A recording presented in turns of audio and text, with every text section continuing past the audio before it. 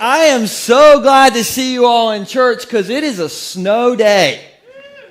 Who loves snow? You know, anybody loves snow?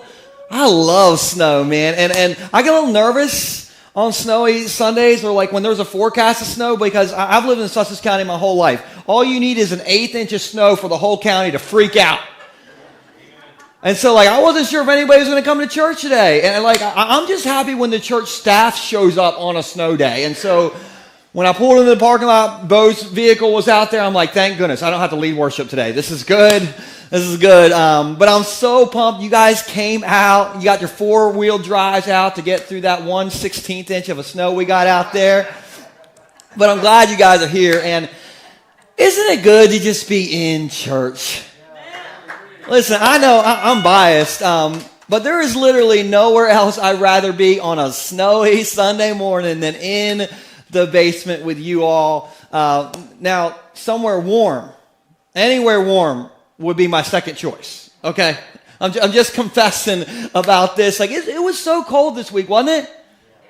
I think I saw a penguin in my backyard yesterday. I can't prove it, but I think I saw him run across the backyard. It was either that or a cat. But 80 and sunny sounds really good to me right now. Who could use 80 and sunny? Anybody? Yeah, everybody just raised their hand. You know where it is 80 and sunny? For all of our Floridians in our online family.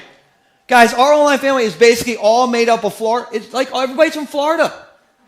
I don't know how this happened, okay? But we are glad that you guys are hanging out with us. And so we got all kinds of people watching from wherever. A lot of people in Florida. And so here's some people who are tuning in this morning. I got my note from RJ in the back. Derek Charles. Derek asked when the snow's coming. I don't know. Maybe later. Cheryl Compton is watching. Crystal from Florida. Marianne. John Marcus. Bonnie Schuler. Janet Ertl. Joanne Gibbons, Florida. Sean O'Brien. Claire, Kimberly, look, and we go forever, but can you guys just give it up for our online family? Show them some love. Thank you guys for watching. Thank you. All right, so I want to start out today's confession with a question. And this is for everybody online, everybody in the room. How many of you have ever had a moment where you think, man, I'm getting old? How many of you have had a moment where you're getting old? No, don't point at each other, but you've had a moment. Okay, listen, if you drive a Buick, raise your hand. If you own bedroom slippers, me. Oh, come on, raise your hand. Don't fight it. We are getting old. Welcome to Bayshore. You're getting old.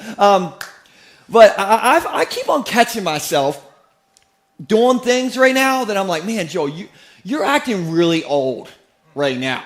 Like, for instance, last Monday, I was talking to Pastor Cotter, our Next Steps pastor, and he said to me, he was like, hey, Joel, he's like, I was going to text you last night about the football game, but he said it was 9:30, and I thought, well, Joel's probably in bed. Who goes to bed at 9:30 on the weekend? Who goes to, how old you have to be to go to bed in the single digits? Apparently 38. I was totally in bed. Who goes to bed early? Where am I early? Just go, woo! Yeah, we're wild right there. And so he didn't text me because I was sleeping at 9:30. My bedroom slippers were under my bed. And like he told me, like, I was going to text you, but like it was 9:30, so I thought you were in bed. And I'm like, I just feel so old right now. I can't stay up. I cannot stay up late. It's probably because of the kids. I don't know, but I cannot stay up late. I also felt old last Sunday. On my way home from church, you guys should just know this about my wife. My wife has this dream for our backyard. Her dream for our backyard is that there are like rope swings back there and climbing ropes and rope ladders, swinging, what do you swing? Hammocks, okay? Like, am I catching everything? Okay, and the reason I know this is because I saw her Amazon wish list one day. I'm pretty sure the rope bridge from Indiana Jones and the Temple of Doom was in the Amazon wish list. I'm like, what are you trying to train for American Ninja Warrior in our backyard? Is that what this is all about? And we only have like 2 trees in our backyard. That's all we have. So I'm like, where are we going to hang all this stuff from? But anyway, what Mama wants, Mama gets. So Mama wanted some stuff in the backyard and our 2 trees. And so last weekend, I come home from church and Stacey's like, hey, honey, we got a rope swing and we're going to hang it right now. Now, every man knows that we means what? Me. A lot of men are scared to answer that question. I'm kind of afraid to say that right now. But anyway, Stacy said, no, I don't really need you. That's also can be a trap too, right there, okay? So I was like, okay, yeah, I'll help. But I'm wondering, like, where are we going to hang this rope swing from? We have 2 trees in our backyard. One is like an 80-foot tall oak tree. The lowest branch is like 50 feet up. And if my 30s have taught me anything, it's that I can't do heights. After I got on our single-story house, our old single-story house, and I had a panic attack on my roof, my wife had to escort me down the ladder.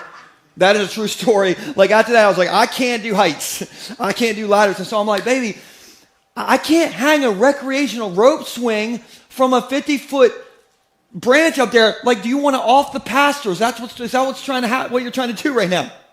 And she's like, no. We're going to hang it from the holly tree because the holly tree branch is only 15 feet in the air. I'm like, that doesn't make me feel any better. You guys watch YouTube fail videos? Every disaster, I think it happens at 15 feet in the air. So I'm like, I can't get up there. And so last Sunday, true story, because I am feeling old and I can't climb up ladders, your pastor put the ladder up against a tree, and I held the base of the ladder for my beautiful, amazing wife to go up the tree in her church shoes. And she did it. And I still feel all sorts of shame, all right? I was just standing at the base of the ladder, and I'm just holding it, and I'm like, Joel, how did you get here? How did this happen to you? You can't even climb up a ladder. But just one more time, make me feel better about myself. How many of you, you have these moments, you're like, man, you're so old right now. Come on, just shout me down if you feel like that. Woo! Yes. And so a lot of us feel old. And listen, I remember the days when I thought, I can do anything. You remember those days? But the more vintage I get, the more seasoned I get, the more I think, I can't do this. I can't do that. How many of you have some things in your life that you think, I cannot do that. I can't do that. Come on. There's a lot that we don't think that we can do, right? All right, we're like, I can't go to the gym and lift weights. It hurts my palms. I can't go on a diet and eat kale. Have you ever tasted kale? It tastes like kale. We're like, I can't pay off the car debt. It's a Buick. It's expensive. I can't go on a date during a pandemic. What am I supposed to say? Nice face mask? I can't stay married to my husband who makes me climb up ladders in the backyard, or I can't manage these kids. Hello. I can't go to another family dinner. Uncle Frank's going to be there, and I don't do well with Uncle Frank. Or I can't beat this situation. I can't root for Tom Brady in another Super Bowl. Lord help us all, right? And so one more time, if you've ever said I can't, let's just say it out loud together about anything. Just say, I can't. I can't. Isn't that weird to come to church and say, I can't? But the reason we're all confessing and we're saying I can't is because that's what this series is all about. Each weekend, I'm just showing you a verse in the Bible that I read and I think, I can't do that. I'm not there yet. And that might sound weird to you because, I'm a pastor and people look at pastors kind of weird. You all look at me sometimes, or people look at me that I meet in public and they think since I'm a man of the cloth, that I got the whole Bible down. Some people think I'm so spiritual. I glow in the dark, you guys. But I am not there yet, all right? And so today, since a lot of us, there's a lot that we can't do, I just want to read you one verse that when I read it, I think, I can't do that. I'm not there yet. And this verse that I'm going to read you today, you have heard it before. Even if you're here and you're not a Jesus follower, or you're watching online and you're not a Jesus follower, you have heard this verse before. You've quoted this verse at the top of a ladder or the bottom of a ladder, all right? You have seen this at your grandmother's, etched into her favorite pillow. This is one of the most popular verses in the Bible, you guys. And you ready for it? You ready for this verse? Philippians 4:13. I don't need to look at the screens, but it'll be up there, okay? I can. Everybody say, I can. I can do all things through Christ who strengthens me. Who has heard this verse before? Yeah. I'm not there yet. I remember the very first time I heard this verse, or saw this verse rather, I was at Christian camp And this kid had this black shirt on, and in big yellow letters, it said this verse. It said, I can do all things through Christ who strengthens me. And on the back, it had this guy like deadlifting like 500 pounds. And I'm like, oh my gosh, God's really into bodybuilding. This is great. And I thought that verse meant that like it was like a workout verse. Like you can go to the gym and just lift whatever and get jacked like Bo Dukes or something, you know. Just calling you out, Bo. I don't know. There's nobody. Robbie, like Robbie here, like get jacked like Robbie. Like I always thought this verse was like a weightlifting verse when I was like a new believer and a kid. But guys, this is not a bodybuilding verse. This is not World Gym or Gold Gym's marketing slogan right here. So what does this verse mean? Well, I think we got to look at who wrote it. And this verse was written by, not a bodybuilder, it was written by a guy named Paul. And Paul did not write this from the gym. He wrote this from prison. Now, if I'm in prison, this is not what I'm writing. You know what I'm writing? Help! I'm writing, God, get me out of here. I'm writing, Lord, Lil Wayne got a presidential pardon. You think you can get me one of those? That I ain't writing, that is what I'm writing, all right? But Paul somehow, I've never dropped Lil Wayne in one of my messages. I'm very proud of that moment. But anyway, but Paul writes this, and I think Paul is like this, and we'll put this on the screen because this is maybe going to help somebody here. I think Paul is like, everything in me is screaming, I can't do this, but God wants to remind me, I can do this. I can do this. That diet you don't think you can do, I can do this. Those kids that are driving you crazy, I can do this. That doctor report that is freaking you out, I can do this. I can do this. And I think Paul was reminding himself that through Christ he can do this. And so we're going to talk about that a little bit today. And since we're all not there yet, or I'm just going to put you in that category, I'm not there yet, but if you're not there yet on this verse, I just thought we could break this verse down kind of word by word and just kind of figure it out. Does that sound good with you guys? Okay, so let's look at this again. And Paul says, I can do all things through Christ who strengthens me. Now, question. This is not a trick question. This is a layup. This is a softball. Anybody can answer this question. What word does Paul start with and what word does Paul end with in this verse? Come on, just say it. Don't feel ashamed. I and me. I can do all things through Christ who strengthens me. I and me. I and me. I and me. Now, Christ is at the center of this verse. You guys see that? But this verse is bookended with I and me. I and me. Why? Because you matter more to Jesus than you can ever imagine. And I think a lot of times when we get stuck in a situation in life and we don't think that we can do something, we start to think, Jesus, do you even care about me? Like, why am I stuck in this situation? And we don't know if God cares about us. But I'm here to remind somebody watching online, somebody who's sitting in the room today, that you matter more to Jesus than you can ever imagine. Because one of the most popular verses in the Bible starts with I and ends with me. I and me, because you matter to Jesus. It kind of reminds me of my dog. How many dog people we got in the room? Dog people, we raised our hand earlier. Dog people. Look, the godly people own dogs, okay? Any cat people in the room? Cat people? Okay, some cat people. That's okay. Listen, if you're a cat person, are you kind of wondering, like, why don't we give out cat treats? Yeah, it's because we like dogs better around here. I'm just kidding. I have a strict rule in life. Never make cat people angry, okay? So I just don't...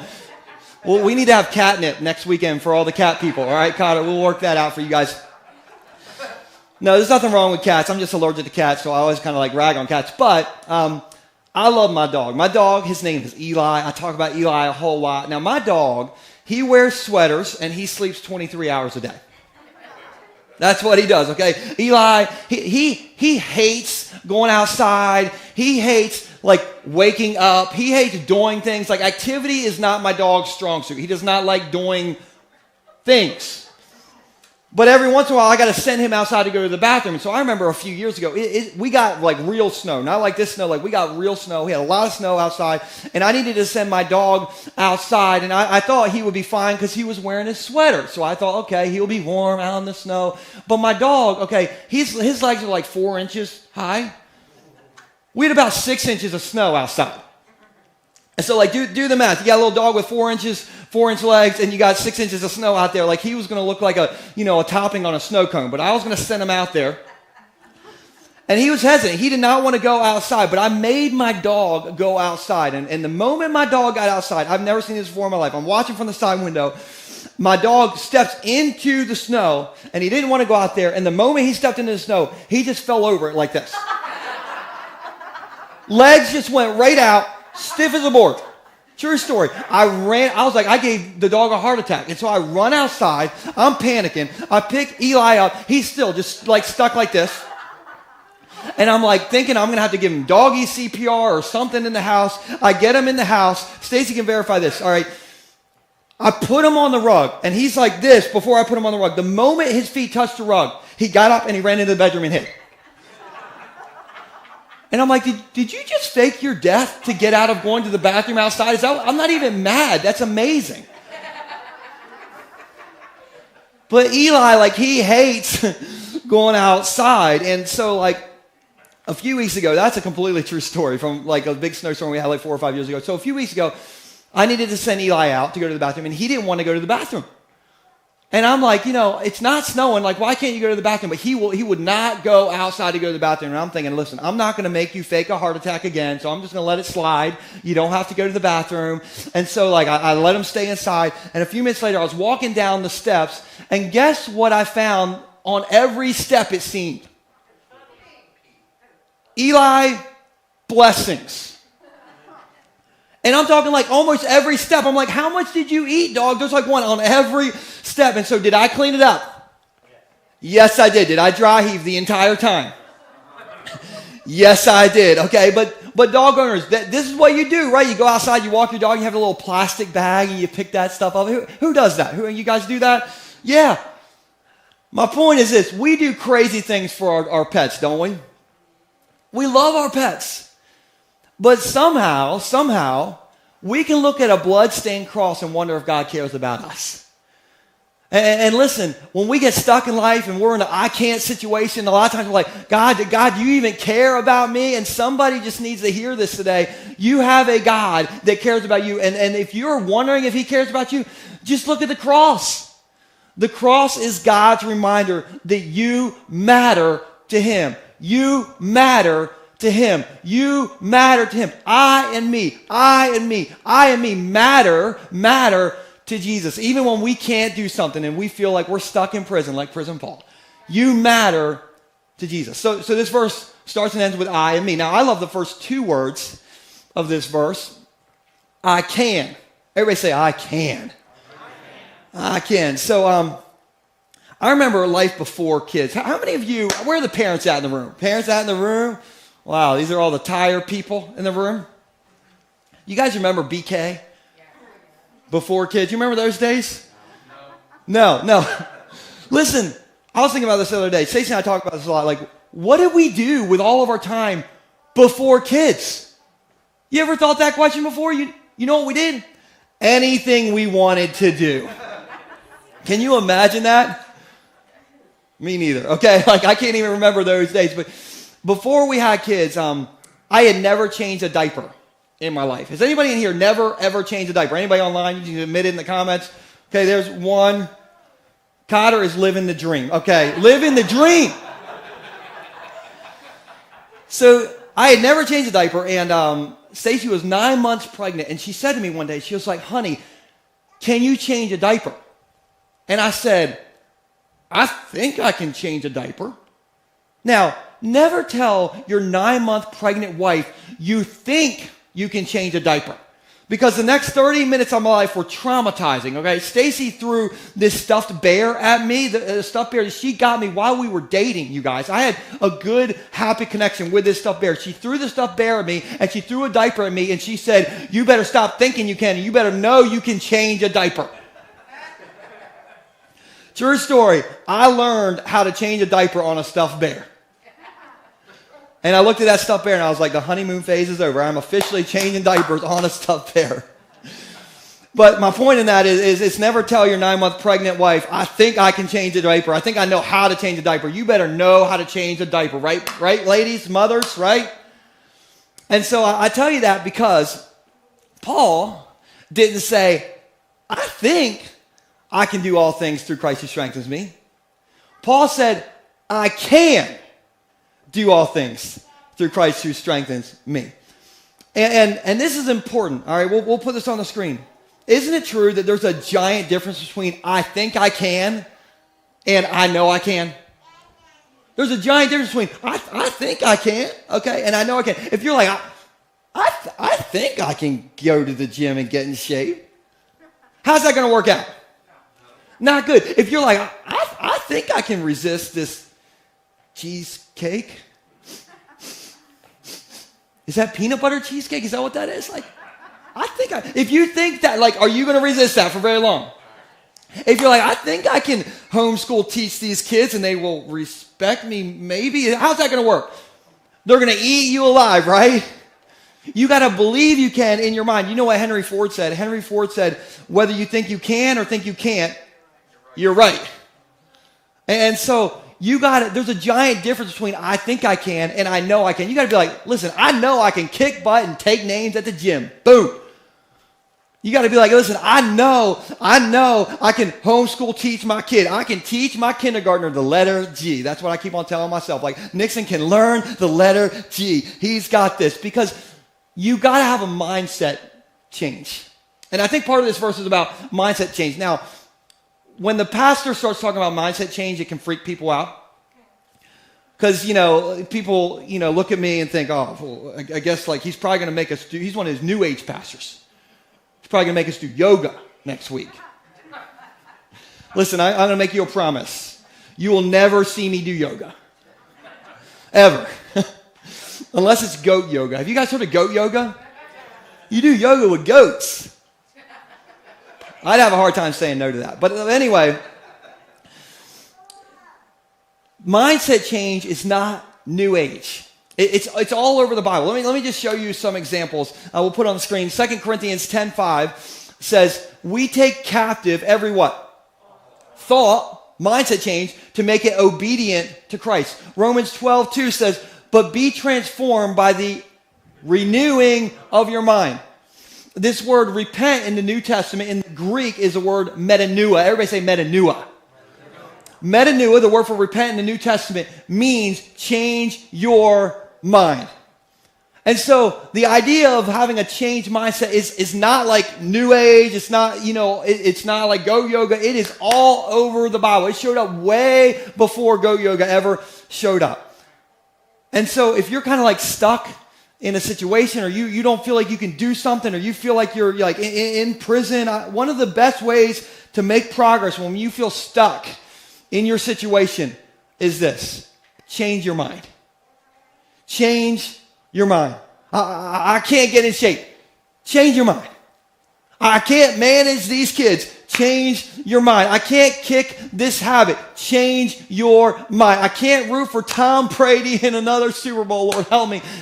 All right, I can't change my mind on that. But Kyler's trying to help me change my mind on the whole Tom Brady thing. But change your mind. I can is talking about a mindset change. Then Paul adds this word after that. He says, I can do. I can do all things through Christ who strengthens me. Now, I love this. Now, I remember a few weeks ago, my mom called me. And my mom said, hey, honey, me and your dad were thinking about coming over on Friday night and getting your kids so you and Stacy can go on a date night. Is that okay? I was like, let me pray about it, Mom. Yes, that is okay. I will pack their bags right now. You can come get them right now. Now, I love my kids, but Stacy and I, we never get to go on dates, really. And so Friday night came around. My mom came and got my kids, and so we were going to go on a date night. And I said to Stacy, and men, maybe you can relate to this. I said, hey, baby, where do you want to go eat? Where do you want to go? And she said, oh, I can go anywhere. You pick. Well, I'll go anywhere you would like to go.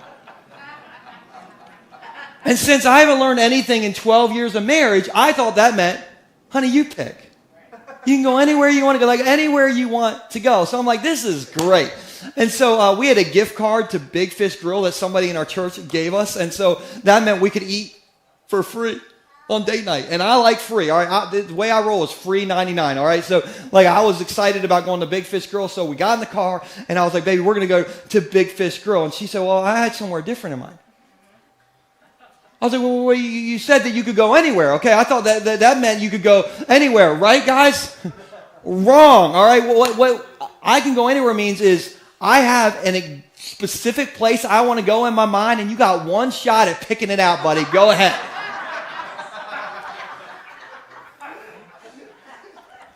And so apparently Stacy wanted to go somewhere in Ocean City, but did we go somewhere in Ocean City? No, we did not, because I've not learned anything in 12 years of marriage, you guys. We went to Big Fish Grill, all right? But I was playing the long game, and that's why I took her to Big Fish Grill, because I thought if I take her there this time, then next time what she will do is tell me where she actually wants to go. Is this going to work, ladies? Never a chance, right? Like, never going to work. It's hard for Stacy to do that, to tell me where she wants to go eat. And I tell you that because there's some things for us, it's just hard for us to do, right? It is hard for me to say, hey, baby, I'm sorry I ruined our date night to Big Fish Grill, all right? And like, I repent, I am sorry. It's hard for me to do that. It's hard for us to be like, oh, my goodness, I can't beat this area in my life, and so I'm going to go get help. It's hard for us to say, hey, honey, we can't really afford our minivan, you know, the one with 17 cup holders in it, and so we're going to go ahead and sell that and get one with 10 cup holders, okay? It's hard for us to do certain things. And Paul, in this verse, he starts out with I can, which is about mindset change, but do is about action. It's about doing something. And listen, in the Christian world, we get mixed up about faith and action sometimes. The other day, I saw this bumper sticker that said, I'm letting go and letting God. Have you guys seen this or heard this phrase? Okay, so I was driving behind this vehicle, and I'm reading the bumper sticker. It says, I'm letting go and letting God. And inside, I just had this moment. I'm like, you're letting go and letting God in your car? I hope not. Are you having Jesus take the wheel? Because if Jesus is taking the wheel of your car, I'm pulling over on the shoulder right now. Guys, could you imagine if when we all left church today, if up in the church parking lot, all of us got in our vehicles and we're like, well, we're not going to drive. We're just going to let go and let God. Jesus, take the wheel. Could you imagine what the parking lot would be like? You would be the first drive-through customer at Casapoulas, okay? You would be through Casapoulas. And so my point is this. Jesus, yes, he is our destination, but sometimes we got to drive the car. And sometimes for Christians, we use phrases like let go and let God as an excuse not to take a step of faith. Hello. But I can do is about action. It's about taking a step of faith. I mean, think about like David in the David and Goliath story. What if David was like, God, I know you can beat Goliath in my mind. So just do it, God. Come on. I'm letting go and letting God. God, take the slingshot. Okay, just go. It wouldn't have worked. David had to go to the stream, had to pick up rocks, had to use the slingshot, right? He had to do something. And some of you, what I'm about to say here is why you're here. Because that phrase, let go and let God, yes, there's some good intentions behind that. It's not like a bad phrase. But sometimes we use that as an excuse not to do anything. And so we don't always need to let go and let God. Sometimes, and we'll put this on the screen, we got to let's go and do what we know to do and let God do what only he can do. Let's go, and you got to do what only you can do and let God do what only he can do. All right, there's times where I'm like, I don't know how to fix this situation, but I do know how to pick up the phone and say, I'm sorry. Let's go. I don't know how to help my kid right now because they're stuck in this situation or they're having a health situation going on, but I do know how to love them. Let's go, do that. I don't know how to homeschool teach my kid, and there's this thing called new math.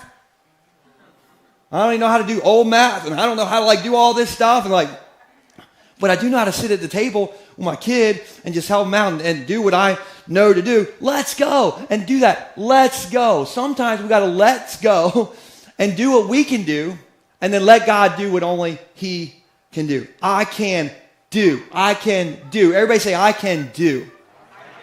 I can do. And then my favorite part of this verse is the last part. Paul says, I can do all things through Christ who strengthens me. Have you ever been talking to somebody and you didn't realize who you were talking to? Has that ever happened to you before? You didn't recognize until afterwards like who they were? So I remember after we had Nora, and I was an expert diaper changer at this point in my life, one day Stacy said to me, she's like, honey, we need a family minivan.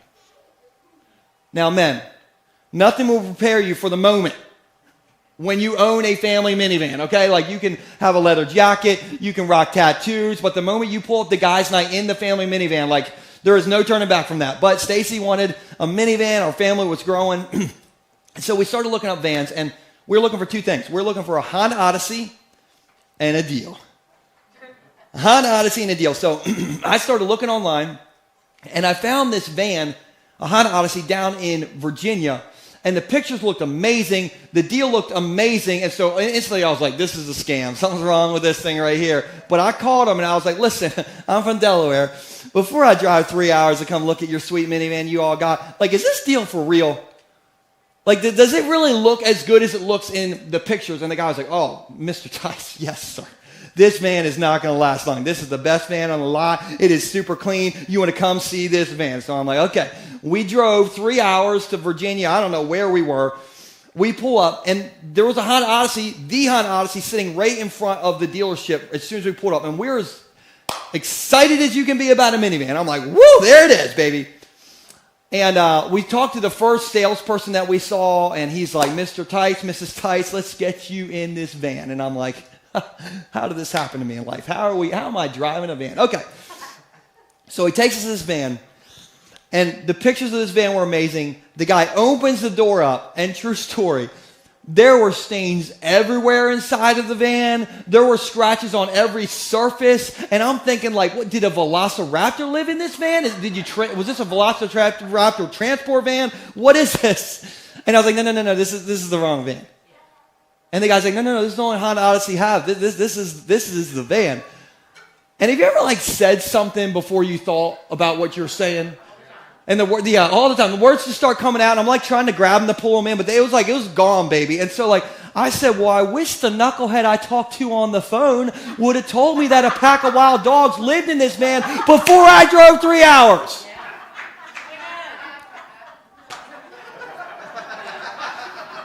Couldn't stop it then. It was already out. And the guy was like, sir, I was the person you talked to on the phone. I was like, oh, where are you? I'm just going to put my head in this cup holder right over here. But I didn't know who I was talking to. We did not buy the van, by the way. We moved on to a Toyota Sienna. But here's a pastor confession for me. Other than that, yelling at the guy, do not do that, all right? I was like, I am not did I tell you I was a pastor? I'm a professional wrestler, not a pastor, okay? But my pastor confession is sometimes when I'm praying, I forget who I'm talking to.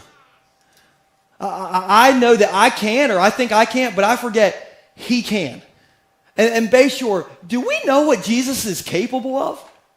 Do we know what is on his resume? Have you guys even heard of the virgin birth? I'd explain it, but there's children in the room, and you'd have an awkward minivan talk on the ride home, parents. But that was an impossible situation. Have you all heard of the resurrection? One day Jesus was like, hey guys, they're going to kill me, and I'll see you in 3 days.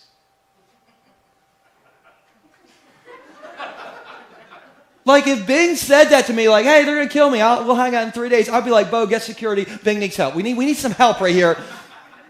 But that's impossible. I just want you to hear this. Jesus specializes in the impossible. And I don't know what your impossible situation is that you walked in here with, but that's what Jesus specializes in. And this is important. You got to have an impossible situation for a miracle to be possible. Right? And that's what Jesus specializes in. Okay, we were singing it earlier today. Guys, who we're talking to is the way maker, the miracle worker, the promise keeper. He's the one who turned water into wine. He took fish and chips, like a little Lunchable, and turned it into a Golden Corral buffet. He made his funeral party a resurrection party. That is who we're talking about.